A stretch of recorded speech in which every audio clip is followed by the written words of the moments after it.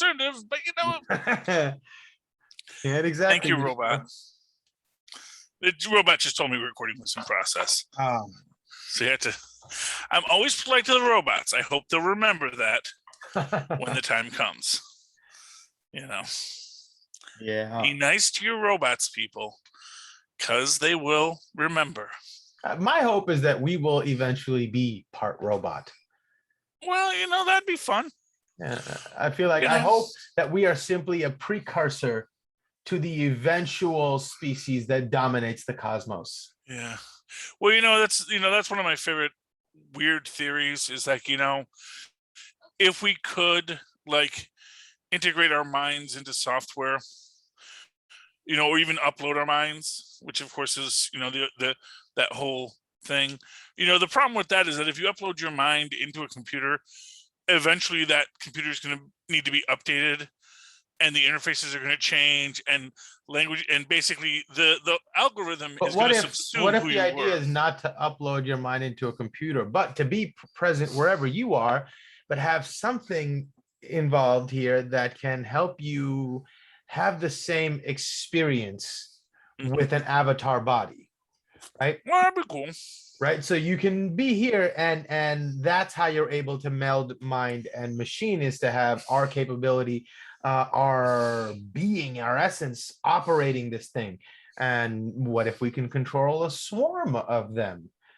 I mean, well, you know, you're gonna need that computer help. That's the thing. Like eventually, if eventually the computer overcomes the human at the center, that's the idea. Right. And then I say, okay, you got this one. Eventually, maybe that's a timeline you always have to consider, right? Eventually the machine will want to break away from you, and it will. And then you have to go, okay, time for me to buy a new body, you know. So you go to the dealership and get a new body and then ride it out for how many miles it has left. I think eventually, you know, if humanity leaves a race of helpful robots in the future, and that's our legacy, and they just, you know, clean up the universe and make things nice and make food for other beings. Honestly, that'd be like, oh wow, that is like the most awesome thing. We created this thing, and our little memories go forward in these special bots that just go around the universe. And you know, we realized your planet was warming at a considerable rate. We have removed the excess carbon dioxide, but brought it to a nice median level. I hope you enjoy.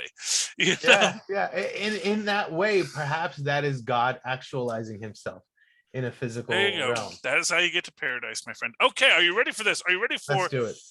So this is Christmas. All right.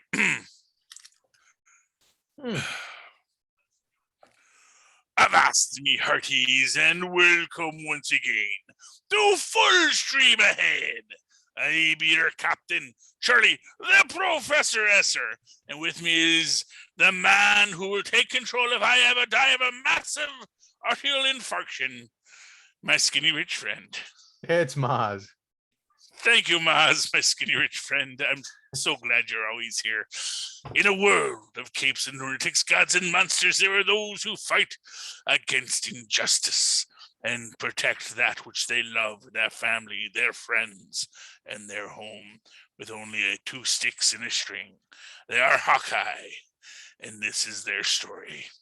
So this is Christmas, season 1, episode 6 of Hawkeye. Clint and Kate's partnership is tested as they face the consequences of exposing the conspiracy.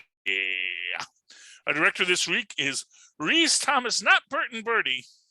You know, they do change the directors, and you know, Burton Birdie. I thought, you know, Burton Birdie, they're up and comers.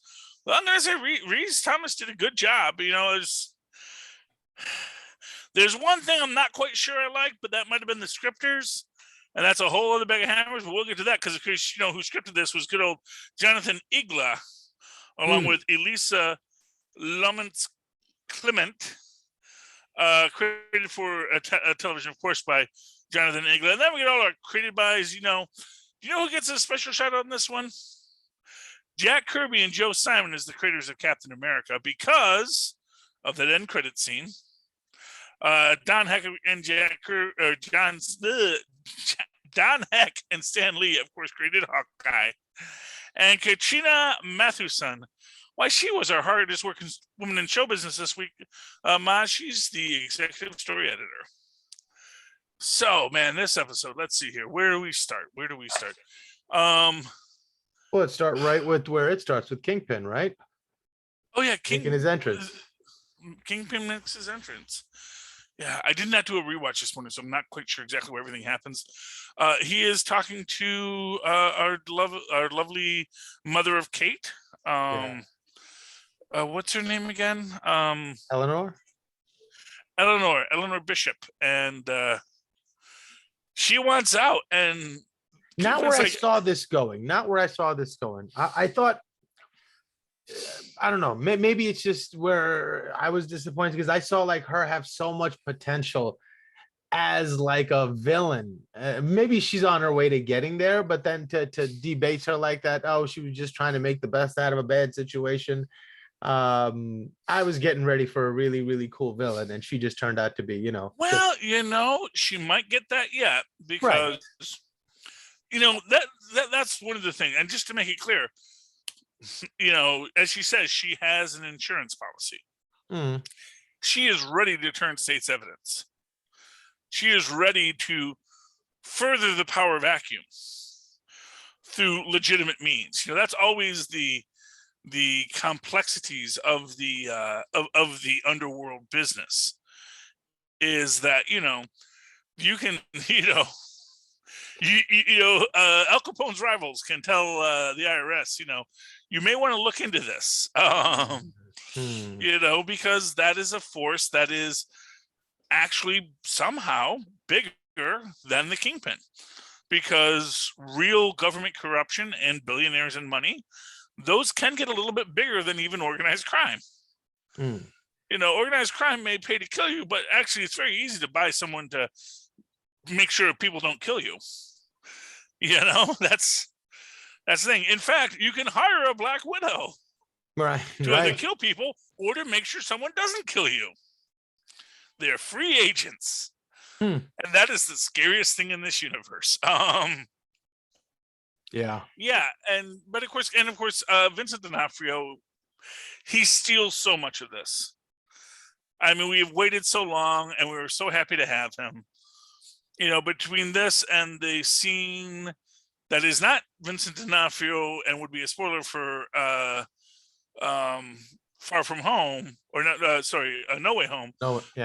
Those are two of the best things in Marvel right now, because it's about the expansion of the universe, or the adopting of another universe. Well, I mean, it's not. Here's what I'll say. Anyone, and this is always the thing when it comes to these. Oh, well, that means that X is canon, or that means X is not canon, because this has two big X is canon, X is not canon things here, and like literally nothing says that. And that is the complexity of this story, is they are Marvel's intentionally not saying what is and is not canon, because they don't know what actors and actresses are going to be available when they need to make a movie. And it's like, oh yeah, we would really love that person to come back, but we need to make sure that we have this. And when the time comes, is that going to be the story we want to tell? And then even if we do tell a different story, how are we going to make that story different? How are we going to tell that story that doesn't make everyone mad about what we already told? And that's the real thing. There are certain things that don't have a lot of defenders. The fact of the matter is, Iron Fist does not have a lot of defenders. Inhumans does not have a lot of defenders. But, Colleen Wing, the actress who played Colleen Wing, they said, do you want to be in this? Do you want to be in Shang-Chi? And she was like, I'd really rather come back as Colleen Wing if you ever bring that character back. Because it would have been a small role in that. And she was like, no, I'd rather not. Now, granted, Marvel has used people who've been in one thing as another character. In fact, in Shang-Chi, there's another actress who was in another MCU property as another character who came back in Shang-Chi. She was, what was it, Dr. Minerva, something like that. She was one of the Kree, the female Kree character in what do you call it, Captain Marvel. She's also in this, and I can't remember which role she plays because she's blue in one, she's not in the other. And once you put on blue makeup, I don't know what you look like anymore. Right. Right. All blue people look alike to me. I'm sorry if that makes me a humanist. I'm sorry. What can I say? Yeah, it's like if Smurfette didn't have the hair, I would know her from Vanity. Right. That's all I'm saying. We haven't had time to learn those differences yet. Give us time. Yes. Well, yeah, in time we'll learn. In time we'll learn. It's all a joke. It's all a joke, or it's none of it's a joke. So they made him superhuman, almost strong in this one, and I like it. And either it's because of the juice he's taking, or there's something supernatural with him. Well, I think what it is it is this transition. Here's the thing. I think Feige likes a comic book universe. Right. Okay. I think Feige has been playing his cards close to the chest. And I think that Netflix was like trying to play that grounded Whedonverse kind of story. And Feige's like, you know what? I kind of want a big headdress. And I want the Kingpin to be wearing a long sleeve Hawaiian shirt with cufflinks. And to be fair, in the comic that it's based on, he is actually wearing a long sleeved Hawaiian shirt with cufflinks. Love it. Untucked because he's being casual, you see. Right. And it's hard to tuck at that size. Well, no, it's not. I can tuck at that size. You just have to have a nice wide belt. Fair and then enough. you have the jacket. See, the jacket is what makes it. Because if you got the jet, trust me, as a man that is that size, I will tell you, you can dress really freaking sharp. You can be tucked in and tight, and look at Heavy D. Heavy D never looked unkempt. Indeed. Because you can be a big man and look good if you want to dress up. But sometimes you want to be casual and you want to wear the untucked shirt. I mean, skinny guys wear untucked shirts too. Untucked shirts, that's a new fashion thing. Sure. I embrace it because it is a little more comfortable. And it gives you an extra layer to hide the fat. Right. That's the actual point of the untucked shirt, is it gives you this extra layer. Same thing the jacket does. Right. The jacket, it evens you out. Yeah. But so you exist in a universe with super soldier serum, of course. You exist in a universe with freaking what's his name, Dr. Malice. Because to say Dr. Malice doesn't exist, that entire science that gave us Luke Cage, that gave us Patsy Walker Hellcat, that gave us Jessica Jones, that doesn't exist, well, that's just silly. This science exists. This science is out there. People know it's out there. Right. And they're working with it, and they're studying it, Even, look at this. People know about Steve Rogers, and how many times have they been looking to reproduce the super soldier serum? Right. And to be fair, one of the biggest ideas in this, which no one has tied in yet, but probably some people have, but I haven't heard it yet, is Kingpin the power broker? Is Kingpin who Valeria DeFontaine is? Oh no, not Valerie. Sharon Carter. Niece. Yeah, Sharon Carter. Sharon Carter, right. That Sharon Carter was talking to at the end. I mean, maybe Kingpin's associated with, maybe Kingpin has his fingers in a lot of pies. But the idea that, and that's the thing, it's like when you talk about that super soldier serum that other people have taken, maybe he's interested, but he doesn't necessarily want to take that full dose because he knows it has a bad history. And here's an interesting theory. This is an interesting fan theory I recently came up with, which is the idea that Steve Rogers was always a super soldier. He just had a lot of bad luck. Because when you look at the 4F thing, and you look at all of the diseases he's had, rubella, scarlet fever, I think it even says he had polio at one point, and yet he comes back and can still do this all day. And it makes you wonder, was it just that he had a good heart? It was like, oh, this is a guy that can survive anything. If any human being is going to survive what I'm going to put his body through, it's probably this kid. Right. This kid beat polio. Right. The reason he probably withstood the procedure was because he had some sort of mutation. Exactly. He had something about him. Well, he had this, whatever you want to call it, whether it's the drive to live or just a body that says, we can adapt. Right. Like he had some sort of a healing factor. Yeah, he had something. Something slight to the point where the difference between him and a regular human being was drastic enough in their healing ability that most humans couldn't take that procedure where he could. Although, to be fair, he also was, weak and tiny and scrawny because his body was fighting off every single disease it ever came in contact with. Because, and it's sort of like, that idea that if he lived in a world without diseases, maybe he would have just naturally been awesome. But, as it was, he just had enough strength to survive the pestilence of the age. All of them.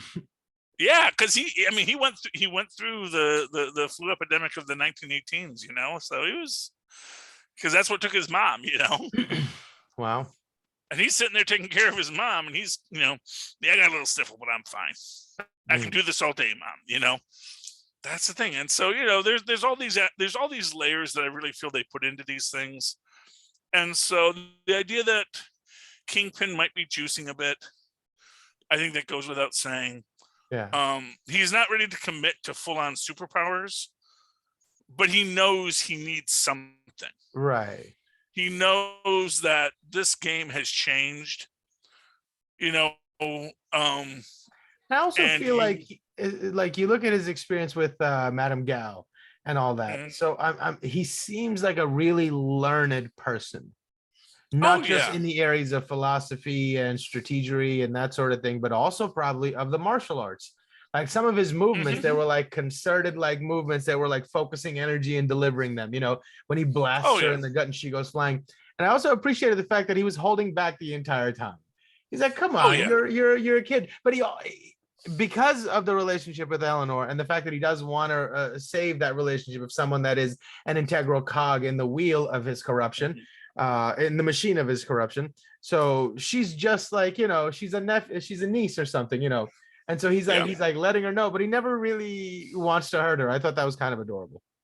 Yeah. And, and again, even when she unleashes the whole barrage of arrows against him, he still gets back up. Yeah. It's like, I think it's cute. You have your fun trick arrows, kid. But really, can we stop? And honestly, when he like knocks off the arrow, although to be fair, there is the also implication that he's also wearing, several layers of Kevlar in that suit. He is. It's like the arrow gets stopped by the Kevlar, but because it wasn't that strong of a bow. It's like you need a much stronger bow to go right through. It'll hit the plate, and and obviously that's a place where you're going to want a plate. Right. If you're going to put your plate mail somewhere, you're going to put your plate there and there, as individual plates, and you'd have to know where the plates were to shoot between them to go through the Kevlar. It's a whole thing. But even still, it didn't bother me that much. I bought it, even if they were trying to say that he had that much of a massive muscle. Even that I bought. I was like, okay, I'm fine with that. Yeah, it could be. Yeah, it could just be that he has that much muscle, that he's got, that he has near superhuman strength. That he is like peak human. And of course, what it comes down to, it's that always that idea of that. When you get to that huge level, often your flexibility decreases. Yeah. But he still seems to have a full range of flexibility. Yeah, I just think of him like Shaq. Like who? That Shaq, Shaquille O'Neal, the basketball player. Yeah. He was huge and monstrous and super still agile is. when he. So I can see that. We know that person exists in real life, and I can see him getting an arrow. Maybe not to that level, but like a a superhero version of Shaq. Yeah, I could see that. I mean, what I'll say is that, I think Shaq and Vincent D'Onofrio are about the same age, and to be fair, Shaq is doing, car insurance commercials now. He'll do any commercial you bring to him, really. He will do the work, as will Vincent D'Onofrio, quite frankly. They're very happy. They love to explore their art form, but neither one of them are on the NBA at the moment. So, Right. It's great to be, it's great when you are in that Captain America shape at Captain America's age, but when you get to be actual Captain America's age, it's a little bit harder. But anyway, regardless, I when he rips off the door, that is where it does step a little beyond. And to be fair, in the comics, they have been doing this with Kingpin for a while, where he has been taking hits from like the Rhino. And it's like, the Rhino fights the Hulk, man. Yeah. What are you doing? But he's like, oh, Rhino, stop.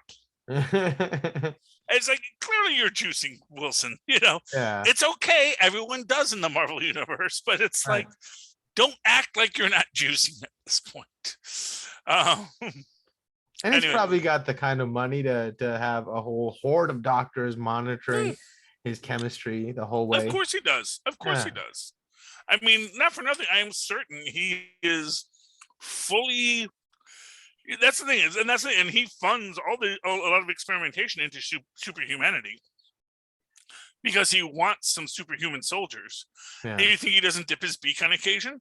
It's like, and I think he's, and it's like, just look at Dana White, right? I mean, he's the president of the UFC. He's got all these juiced up fighters around him, and then you see him, and you can clearly tell he's taking something too. So yeah, I could totally see the Kingpin doing the same. Yeah, and it's just because he wants to, and what it is with the Kingpin is I think he wants to maintain his competitive edge. He doesn't want to go full on super villain. He doesn't want like tights in the costume, but he wants to know, okay, Dr. Malice, what has been working? What have you got down to a science? What can you do? What are the, he wants to have informed consent where he really wants to do, let's do some trials. Let's run this through some people. Let's see who has anger issues after, who gets dumber, who gets smarter, who gets stronger, who gets weaker. Figure out what it is and then give me the little thing that'll give me that little extra edge. Because all I want is that extra edge. I'm already top tier. Just by myself. I don't need to be the Hulk. Right. He doesn't really want his emotions or his judgment to be clouded by exactly too. That's the thing. It's like you don't want power at the loss of everything else. And I think that's where he's at. He's at that spot where he has that extreme strength. Which is, which is why I always say like the best Spider-Man villains are the enforcers. Because they're all just human level characters, but they're all really good at one thing. And one guy is the Ox, and he's just huge and strong. And he's like Andre the Giant, and he just puts Spider-Man in a half Nelson, and he gets the leverage, and Spider-Man can't do nothing. It's interesting. And then there's lots of ways you can do it. And of course, you have Fancy Dan in there who does the karate. And a little guy who knows karate, man, that guy's gonna mess you up. It's gonna be extra. Focus his chi. Yeah, and that's another question. Is Wilson Fisk just focusing his chi? Right. He has that could be the other option. Is like, no, it's no juicing. He has just unlocked his chi of darkness, Yeah. He's gotten his he's doing that dark chi energy, and it's like, and that's why makes the heavy footsteps when he walks. Oh goodness! So this was a great episode of the Kingpin. Yeah. We also there were other characters. Another disappointing thing for me was that Jack wasn't a bad guy either. Jack was just a simpleton. It was just simple Jack. We don't know that. That's the thing. It's like, oh, he's just a simpleton. No, he just wanted to stab people. That's not a thing that good people do. That's not a thing good people do. And it's like, oh, I get the feeling he got a lot of glee out of that. He did. He got a lot because he wanted to be he probably has always wanted to be a supervillain. He is probably always I think he always wanted to be a superhero. That's how the good supervillains start, thinking they're going to be superheroes. You know, okay, so let me give you a little backstory on the swordsman. There's this whole thing about their legacy of the Crimson Cavalier. Uh-huh. Now, in the 12, they didn't have the Crimson Cavalier, but they did have the Blue Blade, which was a 1940s hero who literally just wanted to be a superhero and fight with swords because it looked like fun. And, you know, when you have Nazis to fight, that's the best part. So you can stab those guys all day. Nobody cares. There's no moral judgment. Did a lot of people have guns in the 40s?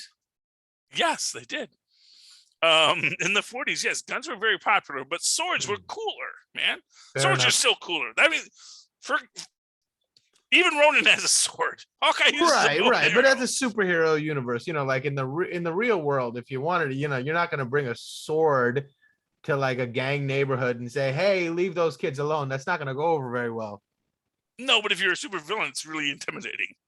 And in fact, when Conan came to the 21st century in the original What If, he was stuck here and he joined the mob and started his own gang. His whole thing was, I don't use guns, I use knives. You know, because he didn't trust guns. Because first off, he felt that, as he said, they were just fancied up slings. You know, so it's just a lead pellet that you throw at someone really hard, and it's like, okay, that's neat, but that doesn't have the visceral joy of a blade. Yeah. There's a funny joke about the invention of the claymore, where, you know, one knight says the other, he says, you know, I admire the efficiency of a sword, but where's the sheer visceral joy of clubbing a man over the head with a stick? So, you know, it's like that. And to me in this, I guess there's a tactile portion to it. Like when you're cooking pasta and you put the spoon in, then you can feel if the pasta is close to being done or not by how it hits the spoon. So I guess this, you know, that's sort of a connection to it. I still bite it for al dente. I'll just be honest, you know. Well, no, eventually you do, but like, I mean, you get a little bit of information. Yeah, you know when it's starting to get there. You know, you can smell, you can see, you can. It's a very visceral thing, and the thing about, and that's the other thing about Jacques, the sword. We'll call him the swordsman. About the swordsman is that when he goes into this, he is very much He is very much on the level of every other super being there, like every other quote unquote hero. Right. You know, the goons are not giving him. Yeah, the goons are not giving him trouble. Yeah, he is everything that they are. He's just, and that's my thing. It's like, I get that feeling he is. I don't want to say, you know, like when we say, oh, he's playing the fool. Well, why not continue playing the fool if it's working? You know, he's still a billionaire. You know, if Kate Bishop goes to jail, oh my goodness, am I in charge of Bishop Enterprises now? Fiddle-dee-dee, how did that happen? You know, you can be stupid like a fox sometimes. Yeah, I guess you do it until they won't let you get away with it. And you know, and you do have that reality that in the comic books, you know, Duquesne and Hawkeye did have a relationship, and that, like I said, when Hawkeye walks out with the sword after Duquesne puts it next to Hawkeye, to me, that just says, oh yeah, Duquesne knew. Duquesne knows this guy. And he's like, oh, aren't you Archer? He's like, no, he's Hawkeye. Oh, what an odd name for a man who fights with... I would have called you Archer. You know? So you think he was like, all right, you got me. Here, it's yours. I'm not gonna. No, hey, go ahead. No, but yeah, and I do think it's them. I think all of that is them playing together, and both of them playing it close to the vest, because both know they don't want this cover blown. They both know who each other is. They are both playing this game, and they probably. And I'm going to give you this: Hawkeye knows Duquesne's a supervillain. I know exactly who you are, because, you know, I met you in the Circus of Crime back in the day. You know, I know what you're up to when you ran away to join the Circus of Crime and did what you did, you know.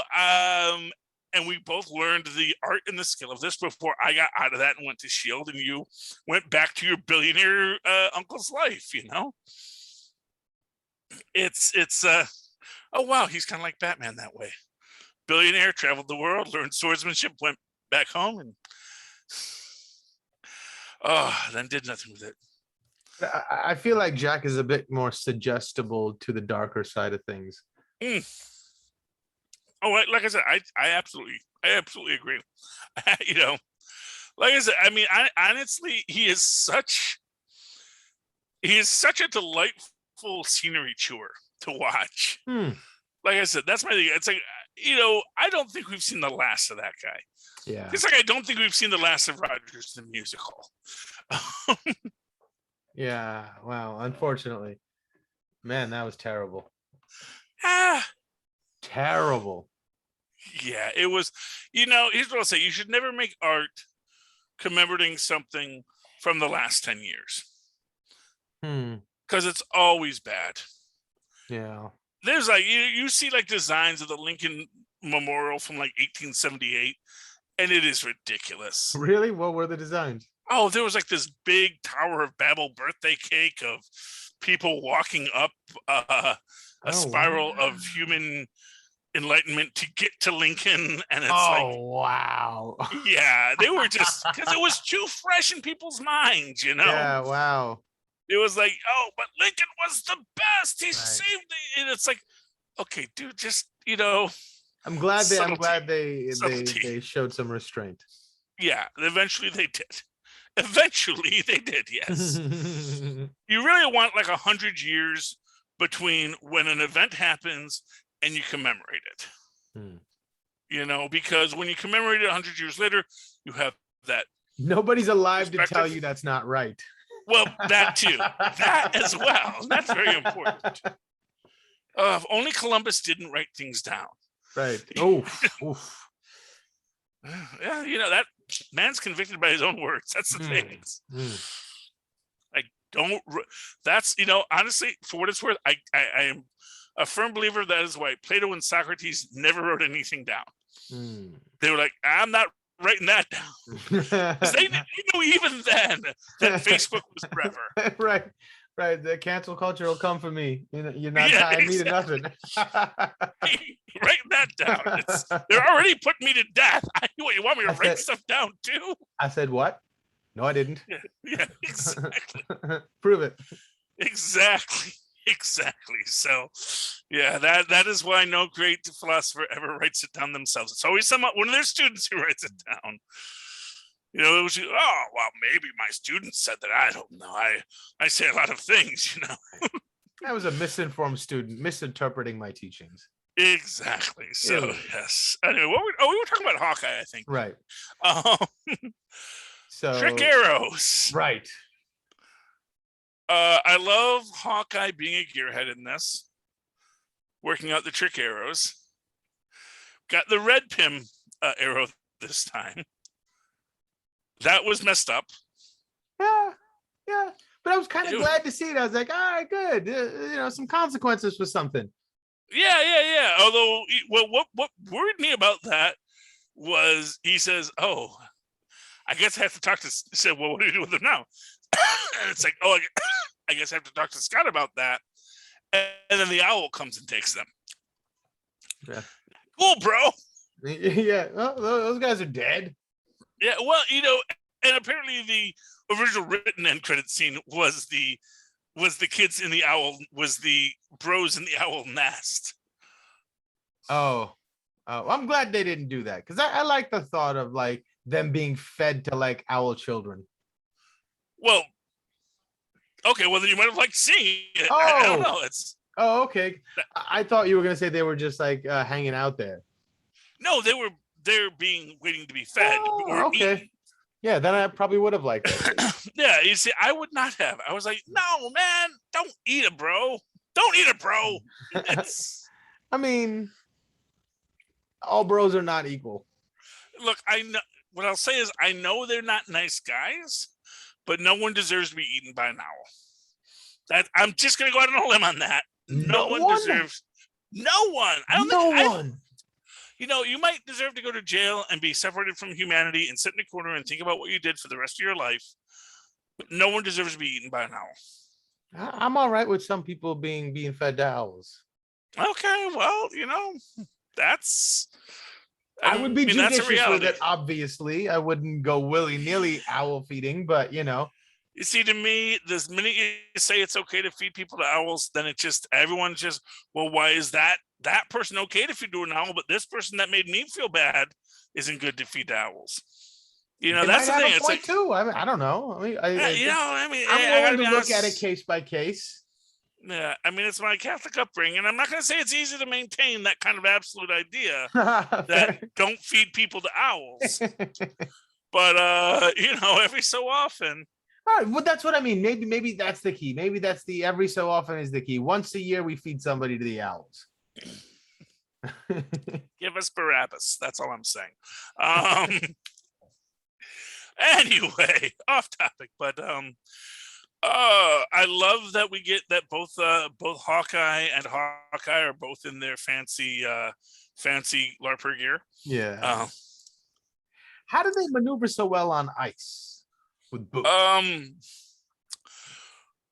That's a good question. I've tried that. That's not easy.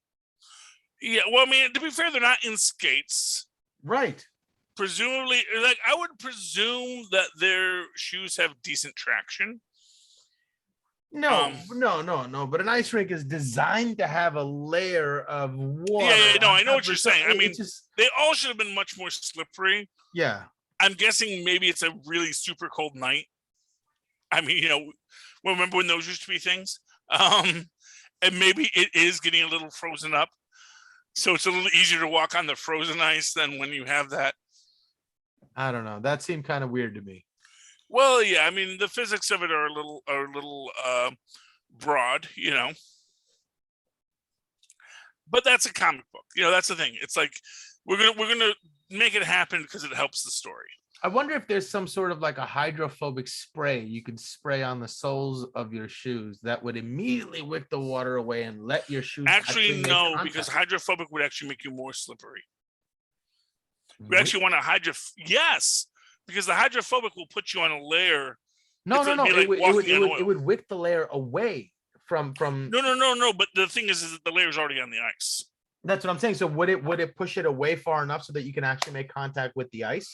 No, because what you're going to do is you're going to create an oil and water, basically bubble wherever you step. And so what you would want is actually something that would actually cling to it. What you really want is something that's going to create a low level freezing effect to the water.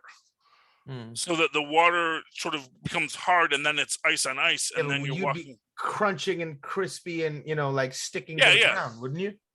Well, yeah, but if it's light enough, you can just pull your foot against the ice, It just becomes traction. What I'm saying is that there's probably no real easy way to do it, aside from just be really good at walking on ice, which I can absolutely believe Hawkeye is. Perhaps. The bros, they might be skaters. They're Russian. Could be.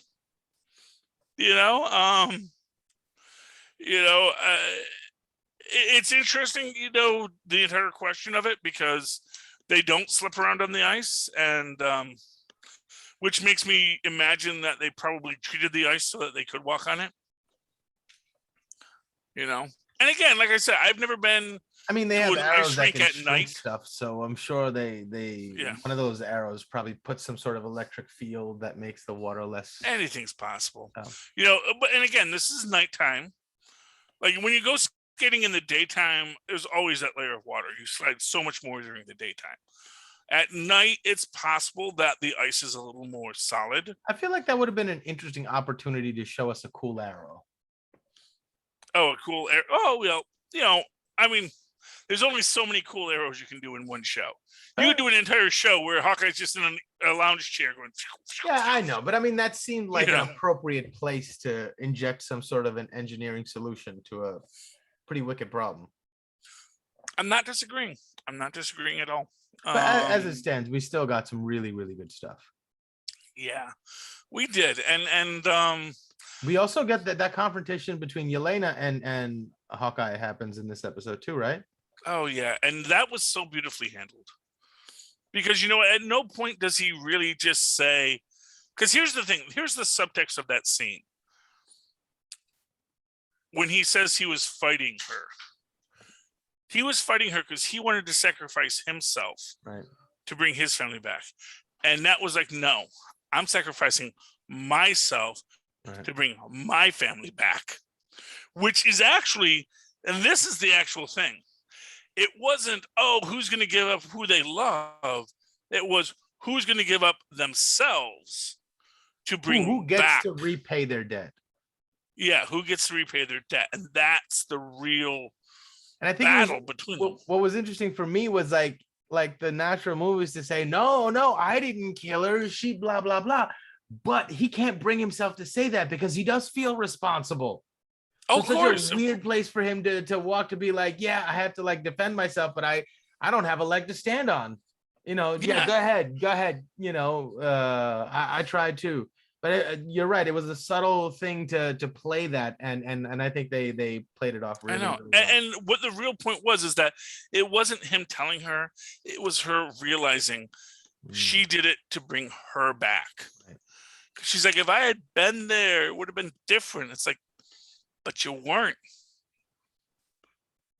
You were dead. You were gone.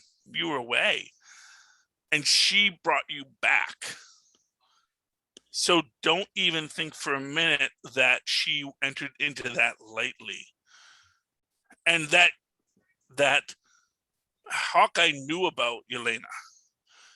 Hawkeye knew about her story and that's past. And that's what I think kills her. It's like, she told you, you knew I was gone. And you share this with me. I'm not alone anymore. Exactly. Like someone knew that part of my sister that only I knew. That was our thing. But you share it too. You knew that version of her. So, we're missing the same thing. That was a big moment for her too. It's like, in some weird semblance, I still have a connection to her. Yeah.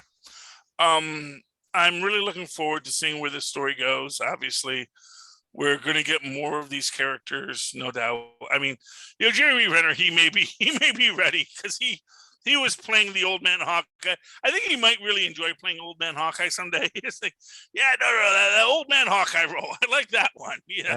I'm a blind drunk. I like that one.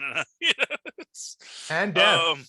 And deaf. I'm blind, deaf, and drunk. that is the role for me. Oh my gosh. They do get the watch back, which has the number 19. It's a shield watch. Mephisto confirmed.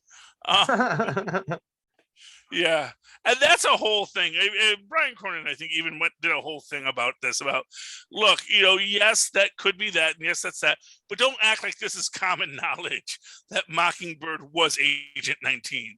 Because Mockingbird's history is such a very complex thing, where she was like a dozen different characters and a dozen different stories, but they eventually merged into the character of Mockingbird. And only at one time is she Agent 19 of S.H.I.E.L.D. So it's like it's, and again, much like we just saw in the last 007, it's like there's probably more than one Agent 19. In fact, fun fact for those keeping score at home, both Sharon Carter and Peggy Carter were both Agent 13 in the past. So there you go. Wow. So apparently they don't have that many agents. That in it's like the Knights of the Round Table or something, when one dies, another can only fill that one slot on the table. Yeah, well, exactly. I mean, but that's the idea that from the 1940s to the 1990s, you have Agent 13 to Agent 19. It's like you'd think we'd need higher numbers eventually. So maybe those are the only ones that we talk about. The other ones all have theoretical numbers. Yeah, I'm 19.8. Yeah. Yeah. Anyway, Yeah, so that was that big reveal at the end. When they get the big family Christmas, the spirits did it all in one night. We got back to upstate New York. In time for the movie marathon, right? Well, in time for Christmas Day. Mm. In time for Christmas Day, I guess lunch, I guess is what it is. So Christmas Eve, Christmas Day. And again, like I said, he obviously had to drive all night to get there. Yeah. And brought Kate Bishop with him. And that was sweet. Yeah. Echo and her showdown. Well, okay, so Echo has 2 showdowns. Right. One with Kazi, where she's still trying to bring Kazi with her. And I'm sorry, that's just sad. That's just like, oh, why are you even trying? You know who he is. You know he sold your father out and probably would sell you out too. But she just wants to believe in that friend. And to be fair, that's the difference between heroes and villains. And perhaps that is even the parallel we're meant to see here, is that she saw herself as her Natasha to his Hank, or or not Clint, or him as his her Clint to his Natasha. That right. They, or however, yeah. I'm not trying to focus on gender roles, but the idea is that she felt that was their relationship, but it never was. Right. It was always just, no, I'm just doing my job. You're the lady on my business. You're the lady I work with. That is our whole relationship. And that's how villains are, because it's like, no, does it profit me? Whereas, and to put it simply, that's the thing. It's like from Clint and Natasha's point of view, they can sacrifice themselves and help their friend. Right. And that's why it's even more of a fight, because Clint knows if he sacrifices himself, his family comes back. But you know what? Natasha's going to take care of my family, and Natasha gets Elena back. And probably the reason why Natasha felt she had to was because she knew she told Clint about Elena, and Clint told Natasha, or Clint told Laura about Natasha. I don't think Natasha ever told Elena about Clint. Right. I don't think she ever really connected with her in the way. And that was the thing. It's like she felt like, you know what? If I die, Elena comes back and Clint can take care of her because Clint knows who she is. But if Clint dies, I can find Elena, but, who's going to, I don't know. And for what it's worth, there's no guarantee that even when they bring them back, any of them are going to survive the next day. So, right. Because as we see in Endgame, I think it was more about also they were all tired of fighting. They were all tired of the stress of everything that fighting for the world brings. And they're like, okay, I get to play my part and I'm done. Jesus Christ. Okay, fine. Let's go. There's a bit of that too. Yeah, I guess villains never get tired. So, it's interesting, but so what did you think about the last confrontation between Echo and Kingpin, though? He can't be dead. They spent a half an hour convincing us that he can't really hurt him, so it's like, I'm sure he's fine, and I'm sure he's also really super fast, and before she got the gun off, he probably went, come on, and he probably instead of crushing her head, probably still said, come on, come back to me. There's still a place here for you. That's what I think happened. Yeah, I very much agree with that. There is a scene in the original storyline with Echo where it is actually the idea of she shoots out his eyes, and then he gets an eye transplant, which I think, it's anything is possible, but I actually think that that's less likely. I think it's really just, he just took the gun away from her and said, I'm trying to reason with you. That's pretty good. That's pretty good, man. Oh, yeah. Honestly, if they hadn't given... I have pictures of me on Facebook when I was going to the gym. It's like, they're casting a new Kingpin. You'd have been perfect. Here's my. I'm gonna go. I'm gonna audition for that. Oh, I would have been. You know, but you know what? As I say, there's no shame to being beaten by the best, and D'Onofrio, he's the best. So it's like I won't ever be mad I wasn't the Kingpin. I would have been a great Kingpin. Yeah, no. And back then, that was pre-COVID. I actually had a lot of muscle under the fat then. You know, because I was going to the gym and I was lifting weights. I was a powerful fat man. You know. Now I'm just a fat man. But anyway, COVID's been rough. COVID's been rough on us all, man. But yeah, no, I know we're gonna get him back, and yeah, I absolutely think it's gonna be a situation where, yeah, he took it away and just said, and you know, he said, "You broke my heart, Maya. Yeah. You know, you're worrying about things that don't matter. You were my niece." You know, and just that you know that he's got a soft spot for her. Yeah, you know, I killed your father because I don't have a soft spot for him. He was a nice guy, but he was messing up my business. But you yeah, you know, and to be fair, you understand that. You know business. You know what we do. So I can't wait for the Echo series, which is coming soon. Right on. Gonna get an Echo. Who knows what we're gonna get? Maybe we'll get Echo meets the Punisher. That'd be an interesting combo. And I actually think, for fun fact, the Punisher does speak American Sign Language. I think during the series they had him speak sign language. And like all of his sidekicks talk too damn much. It would be nice for him to have someone that's not chewing his ear off the whole time. Yeah. Or that we just have to read what they're saying all the time. No. Or we could I would all love learn it just a scene language. with who played Punisher? John Barenthal. I just want a scene which is them bickering, but it's just all American Sign Language. Yeah.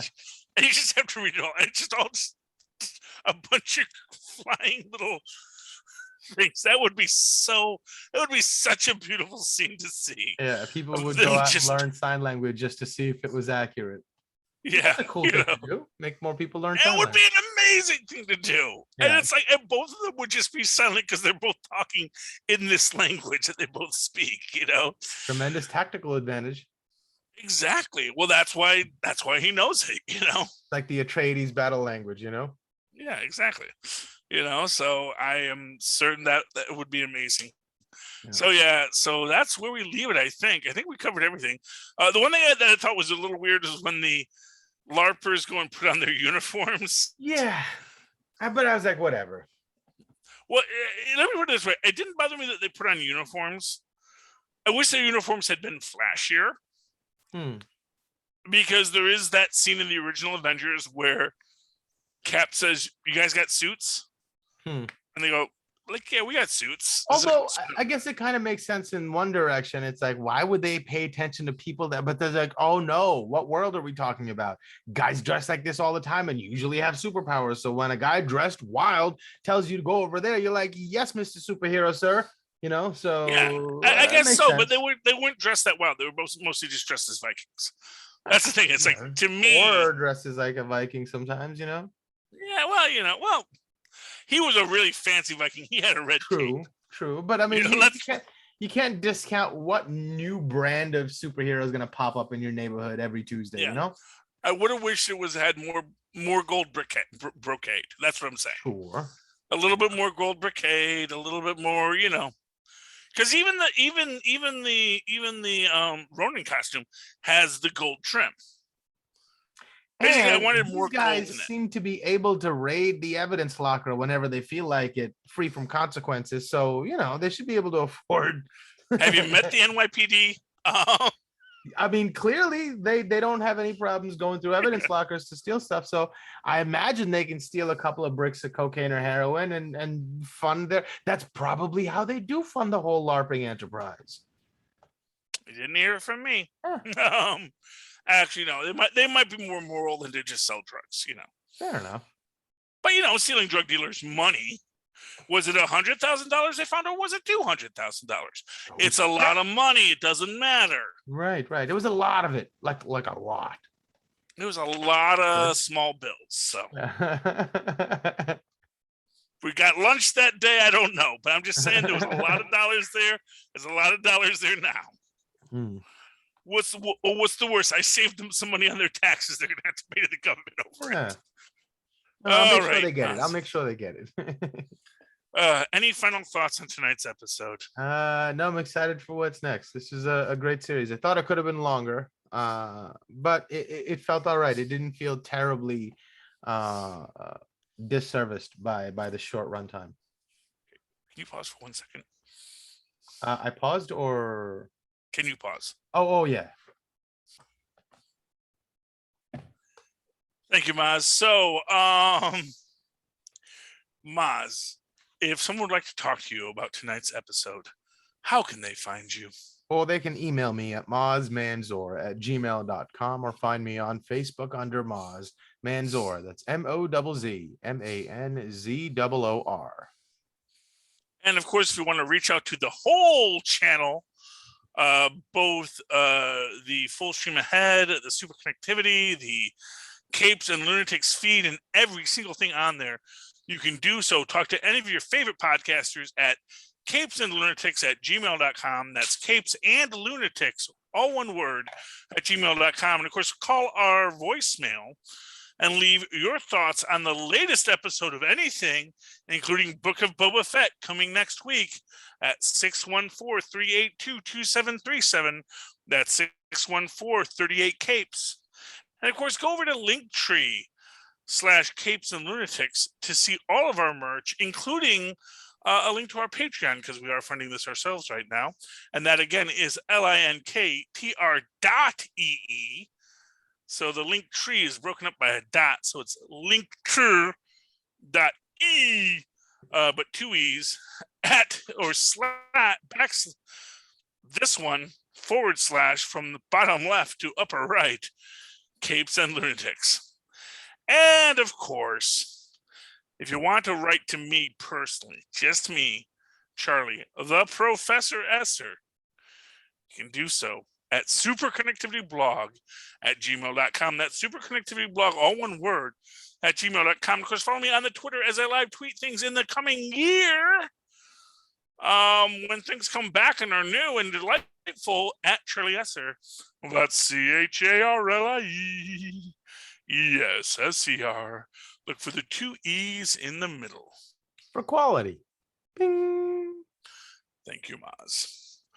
All right, me hearties, you have sailed these stormy seas once again.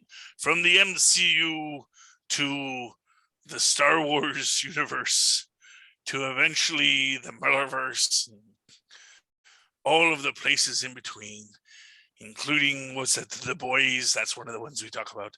And any other show you want to hear, that if it's streaming, we'll talk about it once again next week on Full Stream Ahead. Arr. All right.